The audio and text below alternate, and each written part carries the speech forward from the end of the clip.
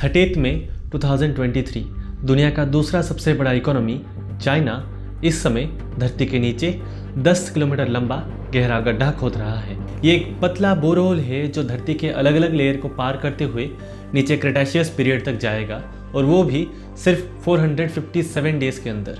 लेकिन चाइना एक अकेला देश नहीं है जो ये पहली बार धरती के नीचे होल करने जा रहा है, बल्कि इससे पहले रशिया ने सन 1970s में कोलार सुपर डीप बोरहोल, जो दुनिया का सबसे गहरा होल है, करीब 12 किलोमीटर गहरा है। इस बोरहोल को खोदने के लिए रशिया को 20 साल से भी ज़्यादा समय लग गए। धरती के नीचे टेम्परेचर इतना हाई था कि रशिया के ड्रिलिंग मशीन्स खराब हो गए, और ना चाहते हुए भी सन 1994 में इस प्रोजेक्ट को बंद करना पड़ा।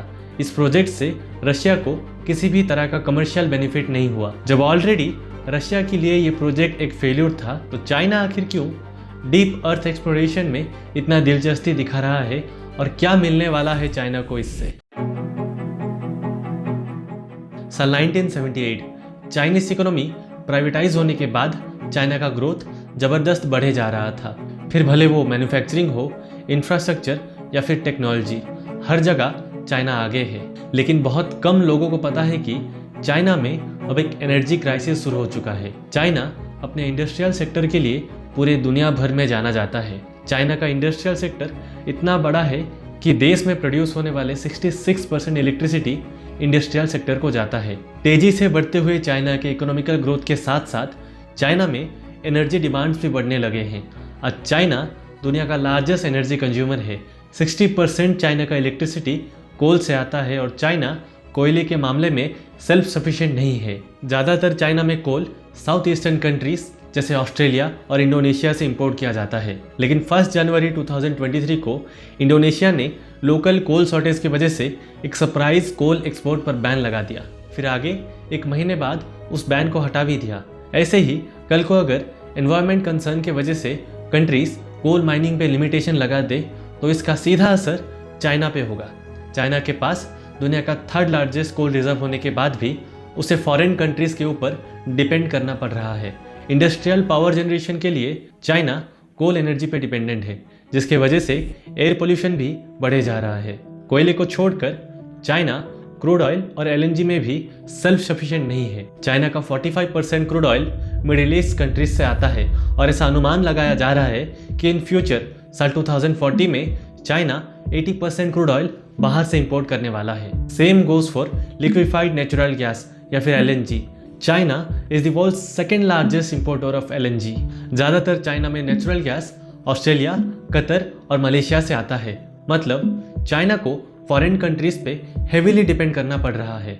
Australia, Qatar, Malaysia, middle east, ये सब यूएस के एलाइज है। जिसका मतलब अगर चाइना कहीं कुछ गड़बड़ करता है या फिर ताइवान पे इन्वेड करता है, तो यूएस चाइना पे सैंक्शंस लगा देगा, और यूएस के एलाइज चाइना को एनर्जी सप्लाई करना बंद कर देंगे, which will lead to a huge energy crisis in China. अब सवाल है कि एनर्जी क्राइसिस और इस ड्रिलिंग प्रोजेक्ट का क्या रिलेशन है। डीप अर्थ एक्सप्लोरेशन में चाइना धरती के नीचे 10 किलोमीटर डीप नीचे क्रेटाशियस सरफेस तक पहुंचना चाहता है। क्रेटाशियस सरफेस अर्थ की जियोलॉजिकल हिस्ट्री की आज से 145 मिलियन साल पुरानी है, और ज़मीन के इतने नीचे जियोलॉजिकल कंडीशंस ही कुछ ऐसे हैं जहां नेचुरल गैस मिलने के चांसेस हाई होते हैं। और चाइना ये सब कर भी कहाँ रहा है? जिंगजियांग के टकलीमकांग डेजर्ट में। जिंगजियांग रीजन चाइना के लिए एक जैकपॉट है। यहाँ चाइना के 38% coal reserve, natural gas, crude oil, iron ore और भी बहुत से नेचुरल रिजर्व्स मौजूद हैं। और ये वही स्ट्रेटेजिक रीजन है जिसके वजह से चाइना सिर्फ इसी रीजन में ड्रिल कर रहा है। इस बोरहोल की ड्रिलिंग चाइना के largest oil producing company China's natural petroleum corporation कर रही है। और धरती के इतने नीचे जाना एक बहुत ही बड़ा चैलेंज है, क्योंकि इससे पहले रशिया ने भी ट्राई किया था, लेकिन 12 किलोमीटर धरती के नीचे जाने के बाद एक्सट्रीम हाई टेम्परेचर की वजह से ड्रिलिंग मशीन्स खराब हो गए। इसे एक लेसन की तरह लेते हुए चाइना ने एडवांस ड्रिलिंग मशीन बनाया है, जो करीब 200 डिग्री तक हाई टेम्परेचर टॉलरेट कर सकता है। चाइना के न्यूज़ आर्टिकल में लिखा गया था कि ये डीप बोरहोल को साइंटिफिक रिसर्च और नेचुरल डिजास्टर के रिस्क जैसे अर्थक्वेक, वोल्केनिक इरप्शन को वक्त से पहले जानने के लिए किया जा रहा है।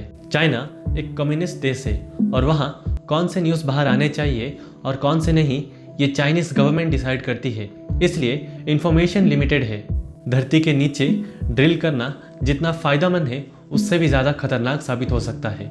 रिसेंटली डीप कार्बन ऑब्जर्वेटरी के रिसर्च से पता चला है कि धरती के नीचे हजारों साल पुराना ज़ॉम्बी वायरस मौजूद है और ऐसा अनुमान लगाया जा रहा है कि करीब 70% प्लैनेट के बैक्टीरिया अंडरग्राउंड मौजूद है। जितना ह्यूमंस अर्थ के डीप जाएंगे, वायरस को एक्सपोज होने के लिए उतना इजी रहेगा। ये शायद एक साइंस फिक्शन मूवी की तरह लग रहा होगा, लेकिन ये सब रियलिटी है। ग्लोबल वार्मिंग के बढ़ने से नॉर्थ पोल में आर्कटिक आइस मेल्ट होने लगे, जिसके चलते साइंटिस्ट को 48,500 ईयर ओल्ड डेडली वायरस देखने को मिला, जिसे अभी के समय इंसानों के इम्यून सिस्टम टॉलरेट नहीं कर पाएंगे। अब साइंटिस्ट ये दावा कर रहे हैं कि आइस शीट के अंदर मिस्टीरियस डेडली वायरस और बैक्टीरिया मौजूद हो सकते हैं, और सही में ऐसे कुछ हुए भी हैं। साल 2016 रशिया के साइबेरिया रीजन में डेडली एंथ्रेक्स डिजीज आउटब्रेक हुए।